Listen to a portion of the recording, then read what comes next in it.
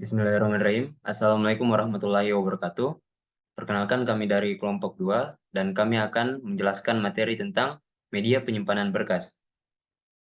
Nah, sebelum kami masuk pada materi, terlebih dahulu saya akan memperkenalkan anggota dari kelompok 2. Yang pertama ada saya sendiri, atas nama Muhammad Nabil Afkar dengan NIM S1S121005, kemudian Fikram Fatir dengan NIM S1S1211027, kemudian Laode Muhammad Nur Syahwal Yahya dengan NIM S1S1211063. Kemudian Muhammad Saleh Prasetya dengan NIM S1S1211079. Kemudian Anangula Menggatinggoa dengan NIM S1S1211047 dan Windia Stuti dengan NIM S1S1211097. Nah, adapun materi yang akan kami bawakan di sini yang pertama jenis media penyimpanan berkas, yang kedua magnetic tape, yang ketiga representasi data, yang keempat parity dan error control, yang kelima sistem block, yang keenam menghitung kapasitas penyimpanan dan waktu akses pada magnetic tape, yang ketujuh organisasi berkas dan metode akses, dan yang kedelapan keuntungan dan keterbatasan penggunaan magnetic tape. Nah, masuk pada materi yang pertama yaitu jenis media penyimpanan data. Apa itu media penyimpanan data? Penyimpanan data komputer merupakan media yang digunakan dengan fungsi untuk menyimpan berbagai macam data digital yang tersedia pada perangkat komputer dengan waktu tertentu. Media penyimpanan data itu dibagi menjadi dua. Yang pertama primary memory dan yang kedua secondary memory. Untuk yang primary memory itu ada 4 bagian di dalam primary storage, yaitu yang pertama input storage area, itu untuk menampung data yang dibaca. Yang kedua program storage area, yaitu penyimpanan instruksi-instruksi untuk pengolahan. Yang ketiga, working storage area, yaitu tempat di mana pemrosesan data dilakukan. Dan yang terakhir, output storage area, yaitu penyimpanan informasi yang telah diolah untuk sementara waktu sebelum disalurkan ke alat-alat output. Nah, primary memory itu terdiri atas 2 bagian, yaitu RAM atau Random Access Memory dan ROM atau Read Only Memory. RAM atau Random Access Memory itu bagian dari memori yang dapat kita isi dengan data atau program dari disket atau sumber lain, di mana data-data dapat ditulis maupun dibaca pada lokasi di mana saja di dalam memori. Nah, RAM ini bersifat volatile, artinya datanya itu akan hilang jika tidak dialiri oleh tegangan atau arus listrik. Nah, yang kedua itu adalah ROM atau Read Only Memory, yaitu memori yang hanya dapat dibaca. Pengisian ROM dengan program maupun data dikerjakan oleh pabrik. ROM biasanya sudah ditulisi program maupun data dari pabrik dengan tujuan-tujuan khusus. Jadi, ROM tidak termasuk sebagai memori yang dapat kita pergunakan untuk program-program yang kita buat. Nah, ROM ini bersifat non-volatile, artinya meskipun tidak dialiri arus listrik, itu datanya tidak akan hilang. Kemudian, secondary memory. Memori dari CPU sangat terbatas sekali dan hanya dapat menyimpan informasi untuk sementara waktu. Oleh sebab itu, penyimpanan data yang permanen sangat diperlukan. Informasi yang disimpan pada alat-alat tersebut dapat diambil dan ditransfer pada CPU pada saat diperlukan. Alat tersebut dinamakan secondary memory atau auxiliary memory atau backing storage. Nah, jenis dari secondary memory itu ada 2, yaitu SASD atau Sequential Access Storage Device dan DASD atau Direct Access Storage Device. Nah, SASD ini adalah perangkat storage yang tidak dapat diakses secara langsung, yaitu harus secara berurutan. Contohnya pada magnetic tape. Dan selanjutnya DASD itu adalah perangkat storage yang dapat diakses langsung datanya. Contohnya hard disk, floppy disk, flash disk, DVD, CD, dan lain-lain. Nah, di sini bisa dilihat contoh atau jenis media penyimpanan data. Itu ada magnetic tape, gambarnya seperti ini, magnetic disk, dan optical disk. Lanjut pada materi yang kedua, yaitu magnetic tape.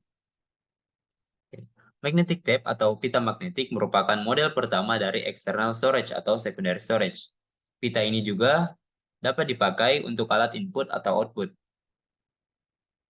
Penyimpanan data pada pita magnetik itu adalah dengan cara sekuensial atau harus secara berurutan, dan data ditulis dengan memberikan sifat magnetis pada daerah sepanjang pita. Ciri-ciri umumnya yaitu memiliki panjang 2400 feet, lebar 0,5 inch, dan tebalnya 0,2 mm. Untuk pita yang panjangnya 2400 feet, dapat menampung kira-kira 23 juta karakter. Nah, ini adalah jenis-jenis dari magnetic tape. Contoh yang pertama, reel-to-reel tape. Merupakan bentuk magnetic tape yang tertua. Alat ini mempunyai ukuran lebar 0,5 inci dan panjangnya mencapai 2400 kaki. Jika satu kaki itu adalah 12 inci, maka 2400 kaki berarti 28.800 inci. Yang kedua ada cartridge tape. Cartridge tape itu dibuat untuk menyimpan hasil dan suatu backup dan file ke disk. Banyak digunakan untuk komputer mini dan untuk menggunakannya dibutuhkan cartridge tape unit. Dan yang terakhir itu jenisnya adalah cassette tape. Cassette tape ini banyak digunakan di komputer mikro. Selain untuk merekam lagu, cassette tape dapat digunakan untuk merekam sinyal berbentuk bilangan biner. Suatu teknik untuk mewakili bilangan biner di cassette tape disebut dengan FSK atau Frequency Shift Keying.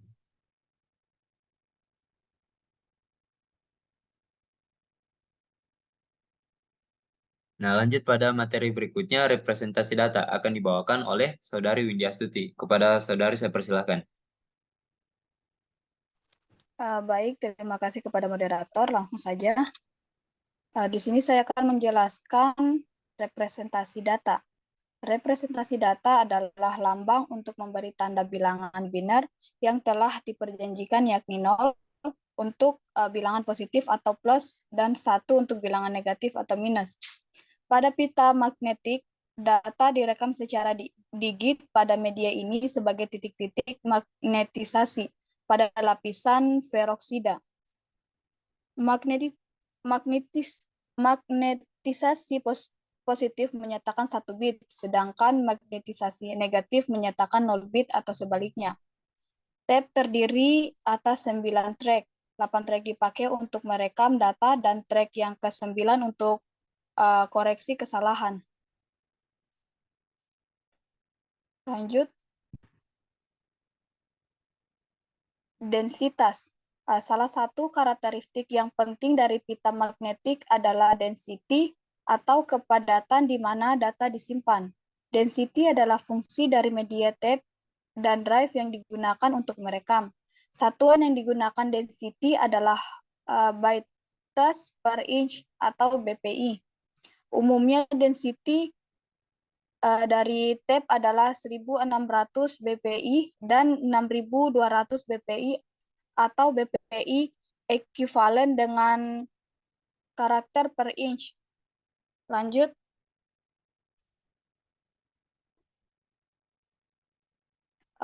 Masuk pada materi 4 yaitu parity dan error control. Parity adalah metode yang digunakan untuk menentukan atau mendeteksi kesalahan pada bit yang direkam. Bit parity menggunakan bilangan biner untuk menetapkan bit yang dikirim itu menjadi bilangan yang genap atau ganjil saja.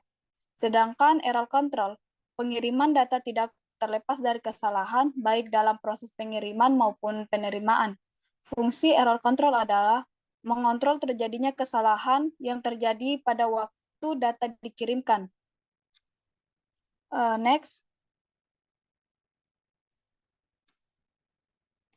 Salah satu teknik untuk memeriksa kesalahan pada pita magnetik adalah dengan parity check.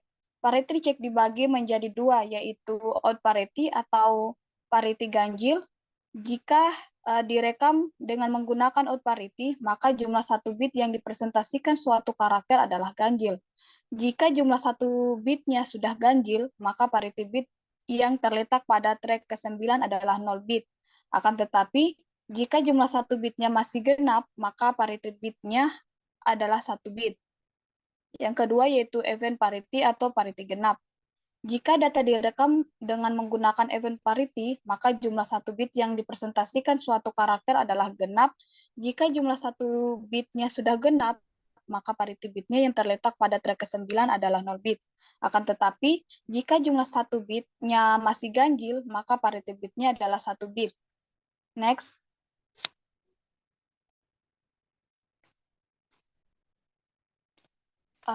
Berikut ini adalah contoh soal di mana kita diberikan dan kita akan menentukan bagaimana isi dari track ke-9 jika untuk merekam data digunakan out parity dan event parity. Untuk yang out parity, jika jumlah 1 bitnya sudah ganjil, maka parity bit yang terdapat pada bit track ke-9 adalah 0.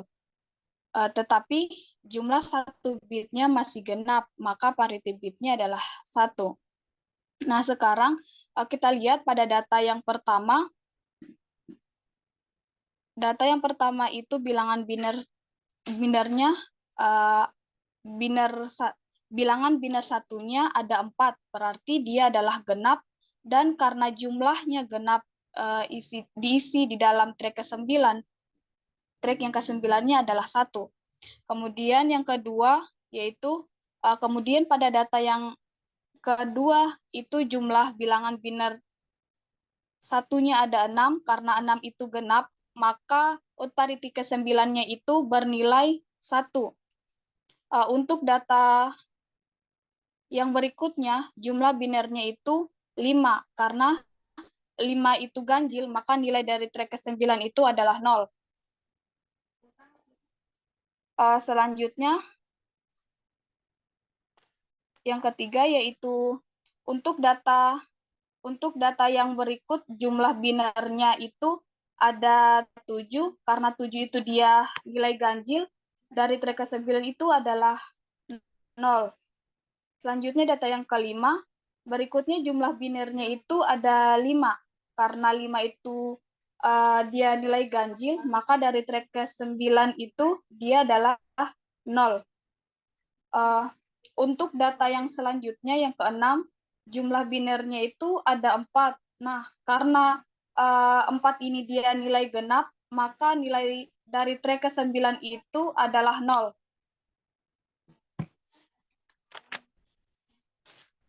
Lanjut.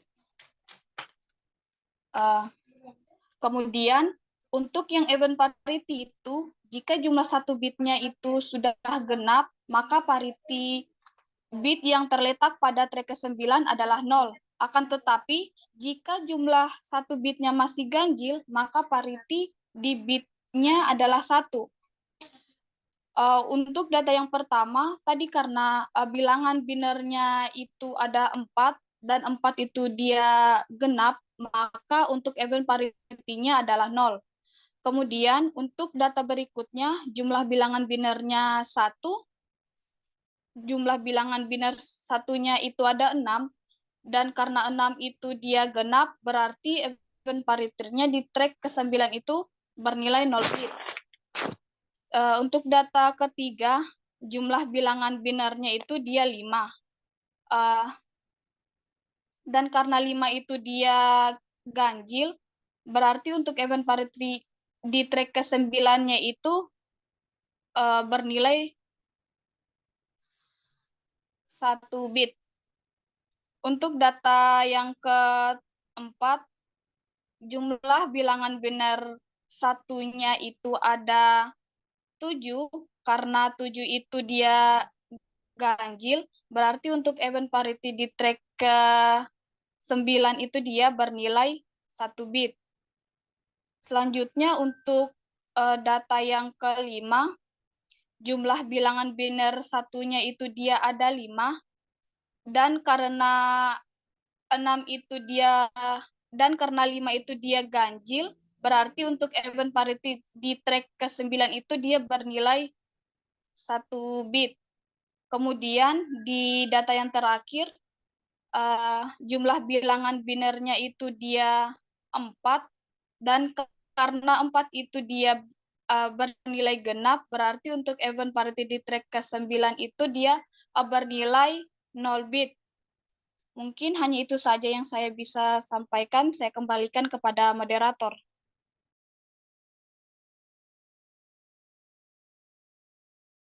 Baik, terima kasih Saudari Windy yang telah membawakan materinya. Kemudian kita akan masuk pada materi yang kelima, yaitu sistem blok. Materi ini akan dibawakan oleh Saudari Anawula Mengga Tinggoa. Kepada Saudari saya persilahkan. Baik, terima kasih moderator. Langsung saja saya akan membacakan materi tentang sistem blok. Sistem blok ini adalah data yang dibaca atau ditulis dari pita magnetik dalam suatu grup karakter yang disebut blok. Suatu blok adalah jumlah terkecil dari data yang dapat ditransfer antara secondary memory dan primary memory pada saat akses. Sebuah blok dapat terdiri dari satu atau lebih record. Sebuah blok dapat merupakan physical record. Di antara dua blok terdapat ruang yang disebut sebagai gap atau interblock gap. Panjang masing-masing gap adalah 0,6 inch. Ukuran blok dapat mempengaruhi jumlah data atau record yang dapat disimpan dalam tape. Mungkin itu saja dari saya. Terima kasih. Saya kembalikan kepada moderator. Oke, terima kasih Saudari Wulan yang telah membawakan materinya. Kemudian kita masuk pada materi yang keenam, yaitu menghitung kapasitas penyimpanan dan waktu akses. Nah, materi ini akan dibawakan oleh Saudara Vikram Fatir. Kepada Saudara saya persilahkan. Baik, terima kasih atas kesempatan yang telah diberikan kepada saya. Langsung saja, materinya itu adalah yang pertama, menghitung kapasitas penyimpanan. Pada materi ini kita akan diberikan suatu kasus, yang dimana yaitu densitas suatu tape adalah 1600 byte per inch, dan panjang interblock depth atau celah antara rekaman adalah 0,75 inch. Rekor yang panjangnya 40 karakter akan disimpan pada tape yang panjangnya 2400 feet. Dan yang ditanyakan adalah, pertama, berapa banyak record yang dapat disimpan jika dalam blok terisi satu record. Dan kedua, berapa banyak record yang dapat disimpan jika dalam blok berisi 10 record. Nah, untuk rumus kapasitas penyimpanan sendiri itu adalah PB sama dengan row tape kali 12 inch per feet per Preg kali row chart per row tape ditambah P-gap dikali 1 gap per blok, di mana konstantanya itu adalah 12 inch per feet dan 1 gap per blok. Dan PB adalah panjang blok dalam satu tape, yang nilainya satuannya itu adalah blok per tape, dan PR adalah panjang atau banyak record dalam suatu tape, yang satuannya adalah reg per tape. Dan P-tape adalah panjang pita magnetik tape dalam satu tape, dan P-reg adalah panjang record dalam suatu blok. P-char adalah panjang karakter dalam suatu record, row tape adalah densitas pada satu tape, dan P-gap adalah panjang celah antar record. Baik, next. Baik, untuk menghitung kapasitas penyimpanannya itu, diketahui P-tape-nya itu sama dengan 1600 BPI atau 1600 char per inch, dan P-gap sama dengan 0,75 inch per gap. P-char sama dengan 40 char per reg, dan P-tape sama dengan 2400 feet. Kemudian kita masuk pada pertanyaan pertama, berapa banyak record yang dapat disimpan jika dalam blok terisi satu record? Yang pertama, PB sama dengan row tape kali 12 inch per feet per P-reg kali P-char per row tape ditambah P-gap kali 1 per gap blok. Dan PB sama dengan 1000, dimasukkan nilainya, P-tape-nya itu 1600 dikali 12 per 1 kali 40 per 1600 ditambah 0,75 kali 1. Dan dioperasikan, hasilnya itu adalah 19.200 per 0,025 ditambah 0,75 sama dengan 19.200 per 0,0775. Dan hasilnya itu adalah 24.774 blok per tape. Jadi, dalam satu tape yang dimana satu bloknya berisi satu record, terdiri dari 24.774 record. Baik, next. Untuk pertanyaan kedua, Berapa banyak record yang dapat disimpan jika dalam blok berisi 10 record? Kita masukkan rumusnya, PB sama dengan row tab kali 12 inch per feet di per direct kali picture per row tab ditambah di gap kali 1 gap per blok. Kita masukkan nilainya, kemudian kita operasikan dan mendapatkan hasil 19.200 per 1. Dan hasilnya itu adalah 19.200 blok per tab. Dan PR itu sama dengan PB kali Pirek. Kita masukkan nilai PB-nya itulah 19.200 blok per tab dikali 10 record dikali 1 record per blok. Nah, maka hasil PR-nya itu adalah 192.000 record per tab. Jadi, dalam suatu tab yang dimana satu bloknya berisi 10 record terdiri dari 192.000 record. Baik, next. Kemudian kita akan menghitung waktu akses. Di sini ada sebuah kasus. Kecepatan pemindah data adalah 100 inch per second. Waktu yang diperlukan untuk melewati interblock gap 0,1 second adalah, yang ditanyakan itu pertama, berapa waktu yang diperlukan untuk membaca tab tersebut? Untuk satu blok berisi satu record. Dan yang kedua, berapa waktu yang diperlukan untuk membaca tab tersebut untuk satu blok berisi 10 record. Nah, next.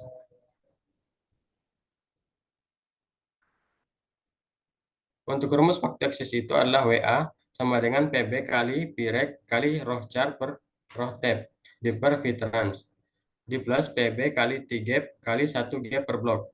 Dengan konstantanya itu adalah 1 gap per blok. WA itu merupakan waktu akses yang dibutuhkan. Tab Vtrans sama dengan kecepatan pemindahan data. T-gap sama dengan waktu jeda interval antar blok gap. PB sama dengan panjang blok dalam suatu tab. Pirek sama dengan panjang record dalam suatu blok. Row tab sama dengan densitas pada suatu tab. Dan pchar sama dengan panjang karakter dalam satu record. Baik, next.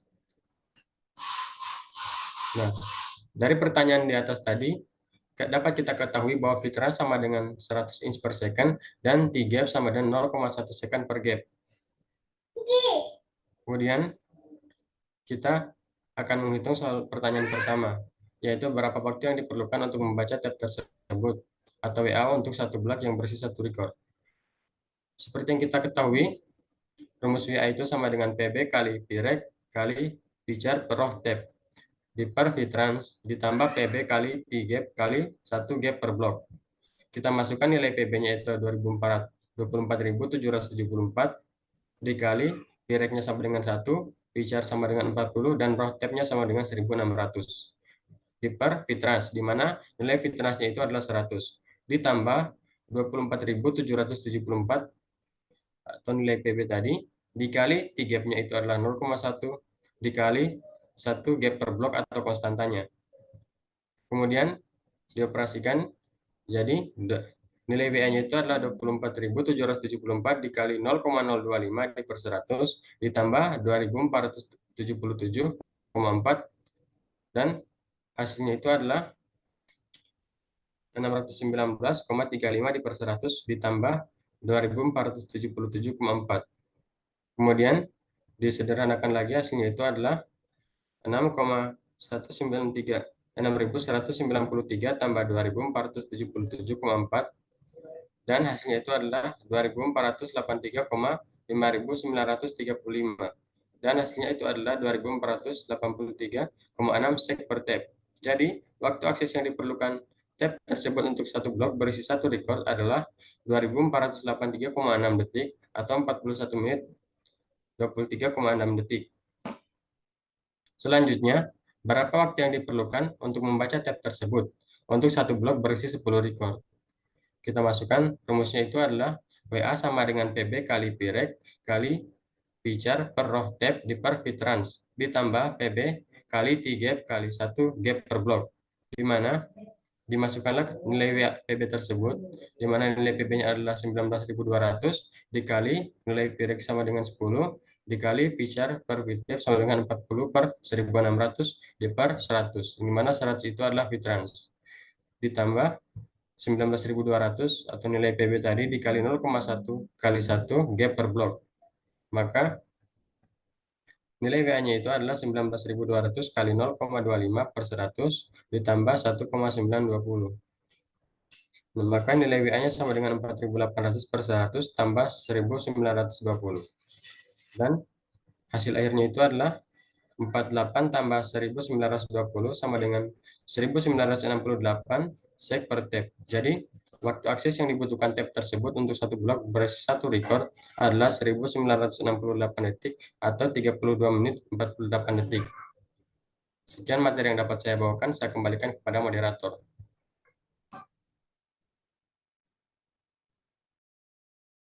Baik, terima kasih Saudara Fikram Fatir yang telah membawakan materinya.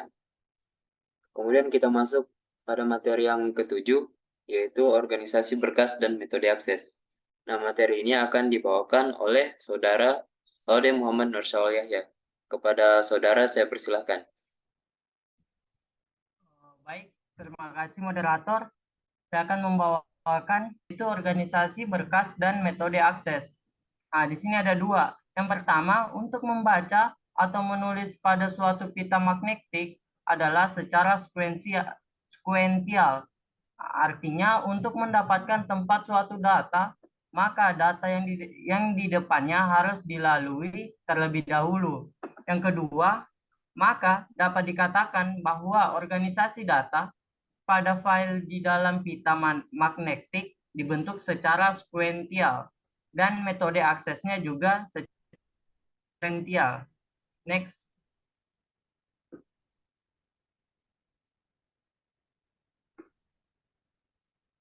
Organisasi berkas sekuensial terbagi menjadi 4.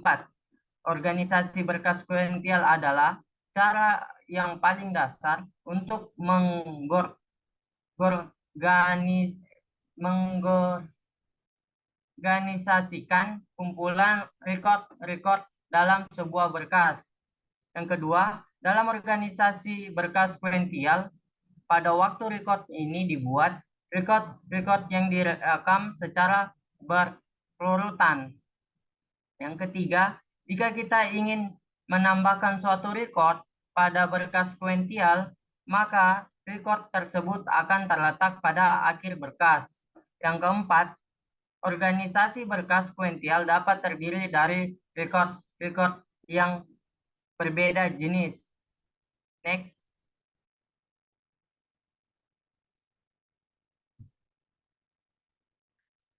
Metode akses sekuensial terbagi menjadi 3. Metode akses sekuensial adalah suatu cara untuk pengaksesan record yang didahului pengaksesan record di depannya. Yang kedua, akses dibuat dalam bentuk urutan linear yang spesifik. Yang ketiga, informasi pengalamatan dipakai untuk memisahkan record dan untuk membantu proses pencarian. Baik, itu saja materi dari saya kembalikan kepada moderator. Oke, terima kasih Saudara Yahya yang telah membawakan materinya. Kemudian kita masuk pada materi yang terakhir, yaitu keuntungan dan keterbatasan. Nah, materi ini akan dibawakan oleh Saudara Muhammad Saleh Prasetya. Kepada Saudara, saya persilahkan. Terima kasih kepada moderator. Langsung saja saya membacakan materi saya tentang keuntungan penggunaan Magnitab. 1. Panjang rekor tidak terbatas. 2. Density dan kecepatan transfer data tinggi. 3. Sangat efisien bila semua rekor memerlukan pemrosesan seluruhnya. 4. Volume penyimpanan datanya besar dan harganya murah. Next. Keterbatasan penggunaan Magnitab ada 4, yaitu 1. Akses langsung terhadap rekod lambat. 2. Masalah lingkungan. 3. Memerlukan penafsiran terhadap mesin. 4. Proses harus sekuensial. Itu saya dari materi saya kembalikan kepada moderator. Baik, terima kasih Muhammad Saleh Prasetya yang telah membawakan materinya. Nah, dengan berakhirnya materi ini, maka berakhir pula materi yang dapat kami bawakan. Adapun kelebihan dan kekurangan yang terdapat dalam video ini. Kami ucapkan mohon maaf. Akhir kata, wassalamualaikum warahmatullahi wabarakatuh.